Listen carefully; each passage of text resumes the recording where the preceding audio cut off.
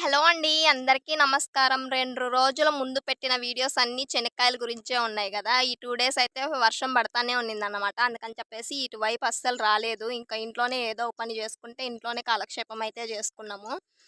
వర్షానికి రావడానికి గూడా వీలవ్వదు గదా! పండగ రోజు కరెక్ట్‌గా మంచిగా ఎండయితే వచ్చిందన్నమాట. ఇంకా ఆ రోజైతే పండగ పనులు జేసుకోవాలా? లేదంటే బండ మీద కాయలు ఆరబెట్టుకోవాలా? అస్సలు అర్థం గాలేదు. ఏమంటే మన సిస్టరొచ్చిందనమాట. ఇంకా అమ్మ, అక్క ఇద్దరు అయితే ఇంట్లో పండగ పనులు జేసుకుంటూ వంటలు, వార్పులైతే జూసుకున్నారు. ఇంక నేను, బావ అయితే శనక్కాయలు అలా పైపులైతే ఆరబెట్టుకున్నాము. ఇంక నెక్స్ట్ డే నుంచి ఫుల్లు వర్షమైతే వచ్చేసిందనమాట. ఫుల్ అంటే వాగులు, వంకలొచ్చేటట్టయితే లేదు. వగామేఘాలుగా మోదులైతే వర్షం వస్తానే ఉన్నింది.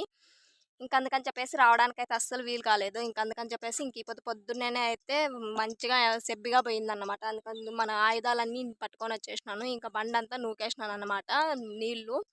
ఇంకా వారిని అని జెప్పేసి ఇలా అయితే కూర్చున్నాను ఫ్రెండ్స్. బాయ్.